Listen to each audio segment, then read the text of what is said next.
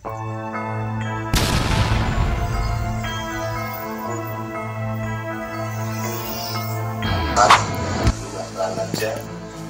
orang Pak Kiai ini. Mohon maaf Pak Kiai, hari ini kami mengganggu waktu dengan silaturahmi yang bagi tokoh agama. Mungkin intinya kami menjadi silaturahmi agar kami polisi bisa diterima dengan baik masyarakat. Mohon dibantu program-program Kamtimas kami agar bisa tersampaikan kepada umat, agar masyarakat bisa tenang, aman, amanah, menjaga Kamtimas, apalagi ini menjelang pilkada. Tentunya karena mungkin gesekannya lebih kental lagi karena ini kabupaten, kota dan provinsi ada satu pilkada di seluruh Indonesia. Jadi tahun Akpol ini punya kegiatan di Bimas ini, kita menyambangi tokoh agama, tokoh masyarakat ke instansi perusahaan dalam rangka mereka mengembangkan kemampuannya di bidang kebimasan. Pada ini soal dengan Pak Kiai Misbahudin, tokoh agama Kawatgal, mohon pencerahan pun Pak Kiai. Ini mohon pengawalan dan turun. Assalamualaikum warahmatullahi wabarakatuh. Waalaikumsalam. Assalamualaikum warahmatullahi wabarakatuh. Bismillah walhamdulillah wa syukurillah ala nikmatillah. Wassalatu wassalamu ala rasulillah Sayyidina Muhammad bin Abdillah.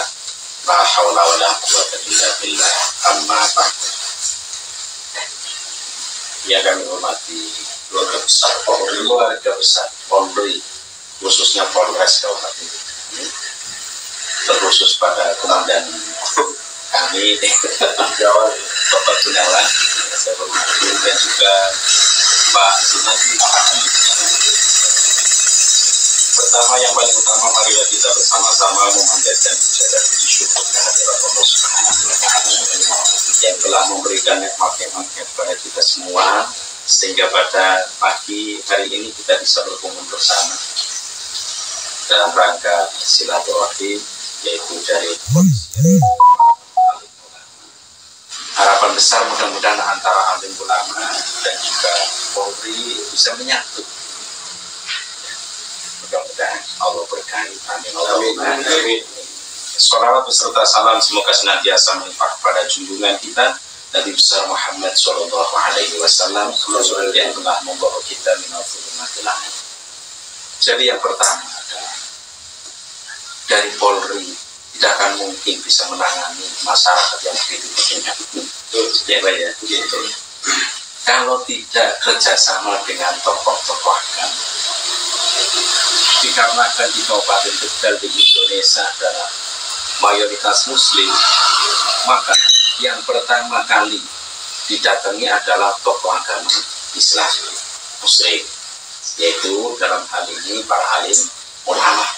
Ini penting, sebab begini ya, kalau ada masalah apapun yang saya tahu, karena saya kerjasama dengan Polres lama, saya juga dari Polres jadi apabila ada masalah, termasuk toleransi beragama, kemudian ada masalah-masalah yang berkaitan dengan masyarakat, itu sejak dulu kami kerjasama. Bahkan ketika meredam ada masalah demo-demo zaman dulu gitu ya Habib Rizik dan lain-lain. Dulu kan Habib Rizik kan demo gencar sekali dulu. Maka dari Polsek itu menyouting saya untuk meredam khususnya itu warga Kabupaten Tegal dan juga Jawa Tengah, bertujuan supaya agak mengurangi lah, paling tidak ya, mengurangi ketika mau berangkat demo ternyata ada salah satu ulama yang melarang ya, yang simpatisan dengan saya, otomatis kan nggak berangkat. Berarti mengurangi mengurangi bahaya sebetulnya. Sebab ketika ada demo-demo itu yang dirugikan semuanya Pak. Dari polisi berapa anggaran yang harus dikeluarkan coba ya. Iya. Kemudian korban baik dari kepolisian maupun dari TNI maupun dari sipil dan dari pendemo juga. Maka mohon maaf ya, kalau dari kami ini orang NU. Kalau dari kami orang NU itu tidak mudah untuk demo. Ya. NU itu organisasi terbesar di Indonesia. Melindungi.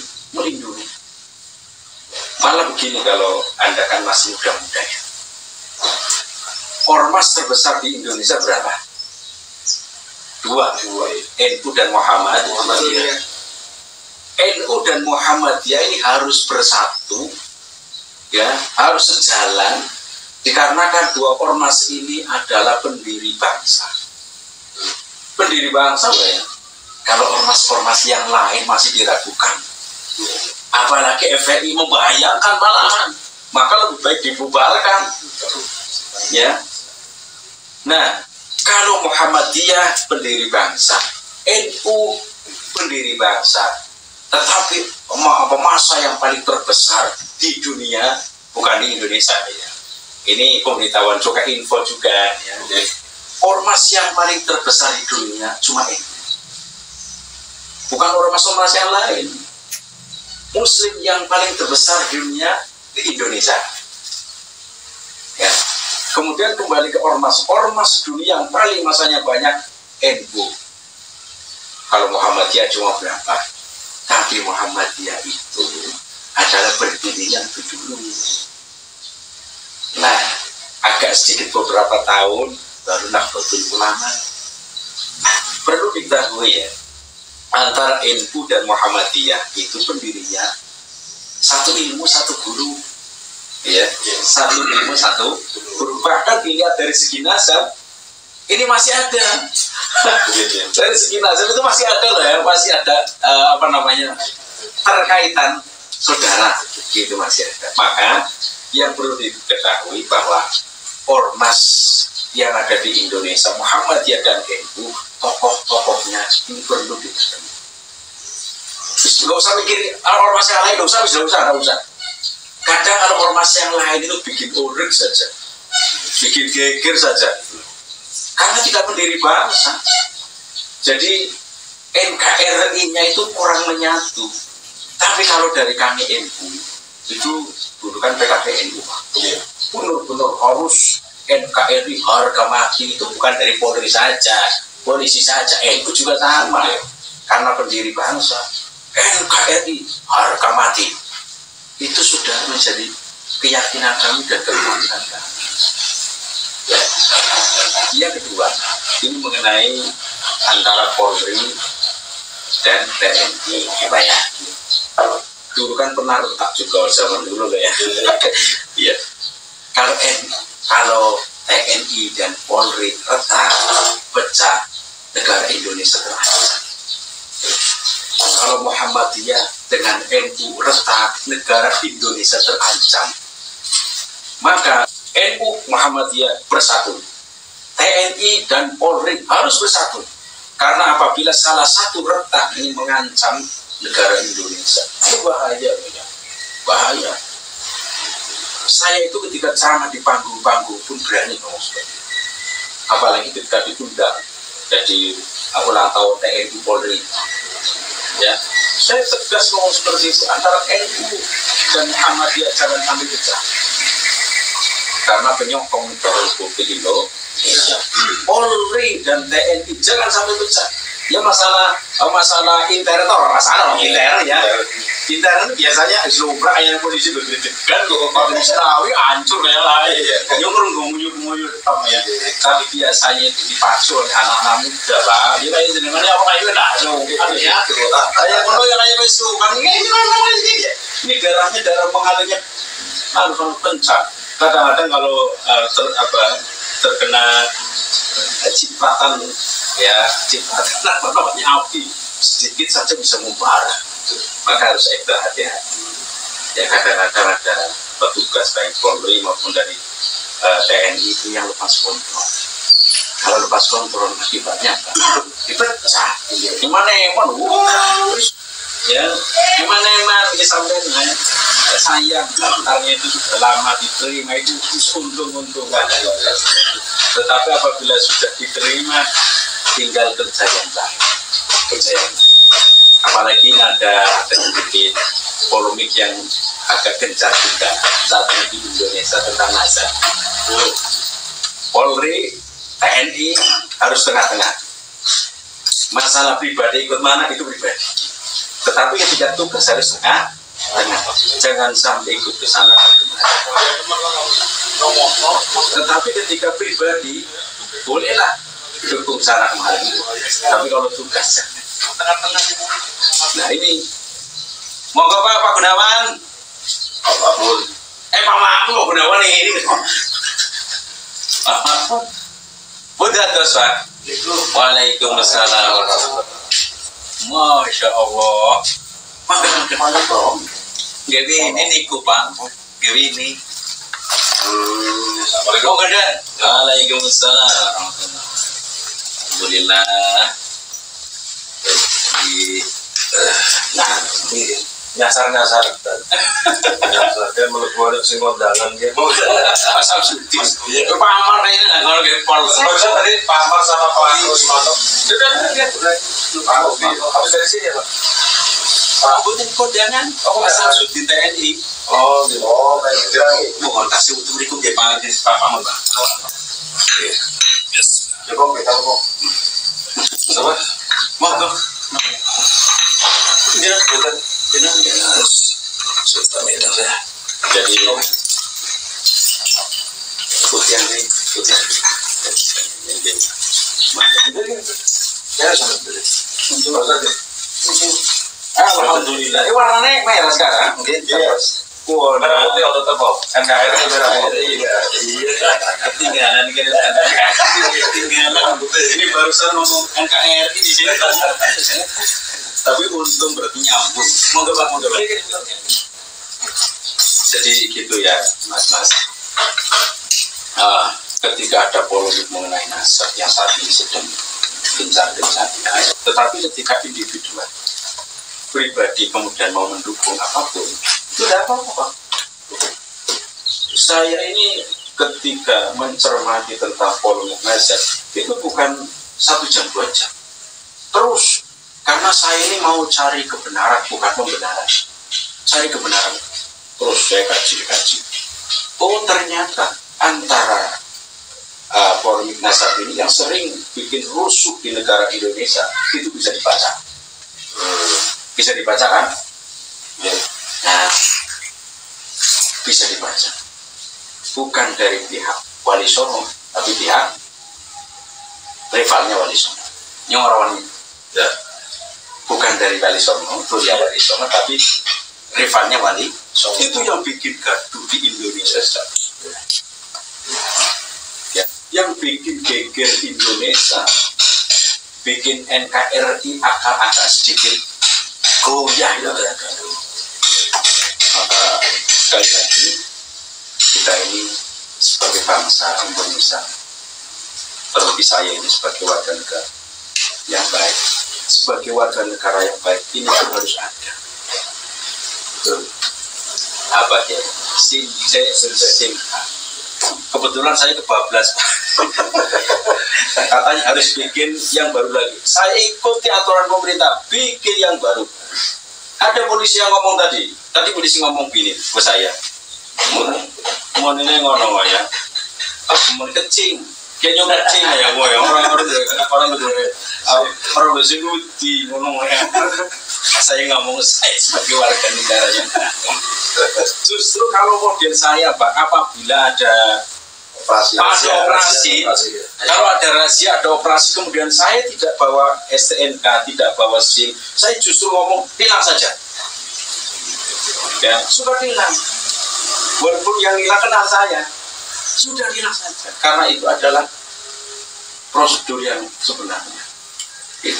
Maka diupayakan saya harus komplit semua karena buat contoh percontohan ya. Orang mana gue gagal-gagalan, gue percontohan malah justru dari kecil orang apa demi keamanan gitu. Iya. Bahkan ketika saya mau ngisi pengajian di luar Jawa, itu biasanya ada surat jalan. Jadi iya, surat jalan dari Polres. Kalau mau pengaji di luar Jawa. Bahkan ketika zaman dulu itu COVID, ya, bertepatan COVID dilarang mudik, saya diberi tema di TV One, itu temanya apa? Dilarang mudik. Permasalahan itu. Yang lain mudik, nggak boleh, saya berangkat. Saya berangkat. Menjelang Lebaran kurang 5 hari loh. Saya berangkat, bagiannya balik orang oleh beri. Saya ngebet sama Pak Mujahid. Pak, tadi sini aja Pak, nanti saya bikin surat surat jalan. Oh iya, alhamdulillah ya, kerjasama dengan Polres, bikin surat jalan saya bawa, kemudian diperhentikan 3 kali, saya sodorkan itu, alhamdulillah aman. Ini manfaatnya kerjasama. Jadi kita ini saling menguntungkan. Dalam arti menguntungkan itu demi keamanan ya, demi keamanan, bukan hanya untung secara pribadi. Bukan untung secara pribadi. Jadi itu nanti yang pertama kita temui itu adalah tokoh-tokoh. Contoh ada yang ditugaskan di mana? Tokoh yang disebutkan dirangkul.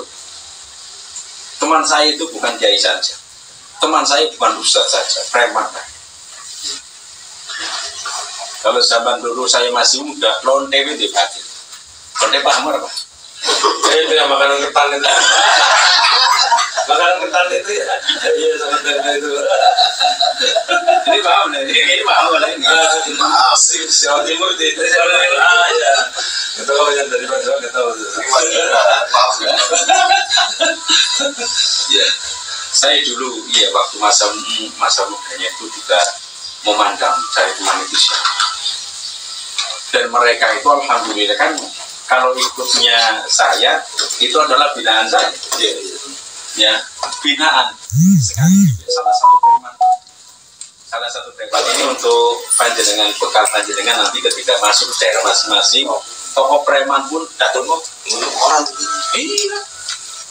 Tapi dengan cara baik-baik. Kalau biasanya datangnya dengan pakaian polisi, wah ya ancam nanti bro.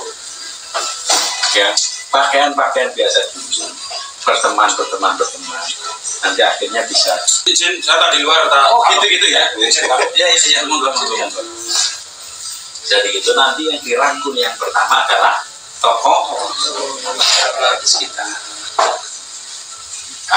Terus kalau izin desa kan sudah jelas ya, izin desa itu sudah jelas. Ya barangkali ada pertanyaan yang perlu ditanyakan. Silakan. Kita besok nyantai saja ya. Nyantai. Iya. Sekarang videonya kan iya. Karena efeknya itu kan yang saya amati itu muda sekarang tuh terutama di nasional udah mulai untuk dianggap. Lalu peran tokoh-tokoh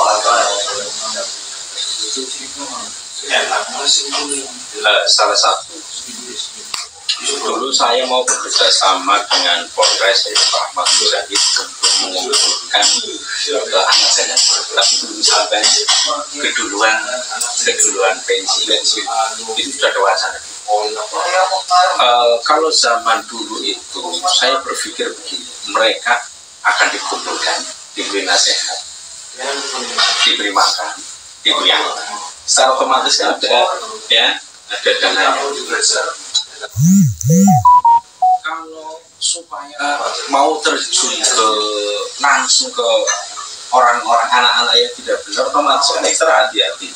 Apalagi polisi, mereka kan ketakutan buat polisi. Ya, kadang polisinya juga takut kalau sendirian. Iya.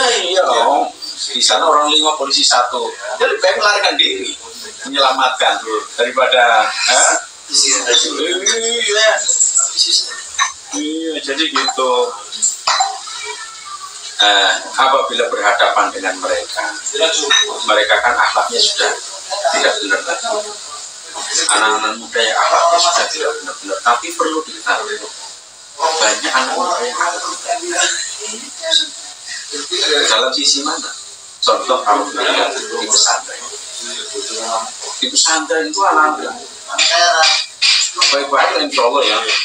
Kalau dengan tokoh agama, kemudian dengan pemerintah, kalau pesantren identik itu kan NU kecil, supaya ngerti ya. Pesantren adalah NU kecil, karena setiap alumni pesantren nanti larinya ke NU. Sedangkan di pesantren itu Pak, dididik dengan akhlak yang baik. Kalau kayak mau lewat saja berhenti, tidak mau berjalan. Coba etika pesantren ya. Anak saya juga di Kediri, itu di Peloso anak buahnya Puskausan. Pesantren manapun rata-rata ketika Pak Kiai keluar saja kemudian di banyak santri, apa mereka berani jalan? Tidak. Yang jalan biar dulu, mereka ikuti belakang. Itu kan akhlak ya. Iya. Juga nanti adat atau akhlak dengan orang lain juga sama. Kalau NU itu di pesantren itu diwajibkan untuk taat pada pemerintah karena dalilnya jelas. Ya ayyuhalladzina amanu athiqullaha wa athiqur rasul wa ulil amri minkum. Jadi disuruh taat kepada Allah, taat kepada Rasulnya, dan juga taat kepada pemegang-pemegang kekuasaan yaitu pokoknya gini lah. Ini pesantren ini loh ya. Jangan saya itu beda itu. Ini pesantren itu ya. Saya tidak berani pesantren yang lain, tidak berani pesantren yang lain. Juga perlu diketahui oleh panjenengan sami bahwa di Indonesia itu sudah ratusan pondok pesantren bukan aswaja lagi, Wahabi. Wahabi yang mereka keras dengan pemerintah, mengatakan polisi ini tauhid ini ya tauhid dono darahnya halal, kalau dibunuh halal katanya. Nah, tapi kalau dari pihak kamu itu tidak.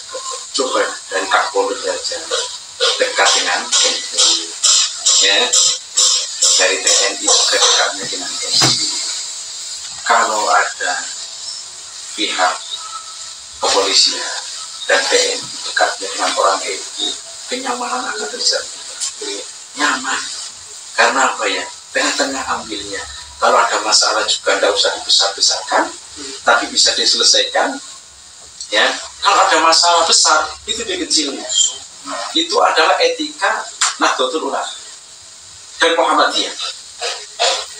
Ya, NU kalau Muhammadiyah itu punya. Ya, itu ya akhlak yang ada di masyarakat. Yang saya tahu di Dukuwaru itu di Kabupaten Tegal tidak terlalu banyak lah anak-anaknya seperti itu. Tapi mungkin di daerah Anda itu di Jawa Timur mungkin ditemukan ada anak yang seperti itu. Tetapi kalau khususnya di Kabupaten Tegal itu ya untuk aura juga tidak terlalu sering lah ya, itu bisa dikendalikan. Ya, apabila ada tawuran kayak sulit dikendalikan, panggil aja kiai. Nanti yang ngomong pada mereka kiai. Insya Allah ketika dipanggil kiai, mereka lebih nurut karena dari rumahnya itu dekat dengan kiai kawin ya, itu pokoknya dia ngadepi anak-anak yang akhlaknya orang baik, saja. Kalau bisa ditegur, kalau membahayakan itu ya.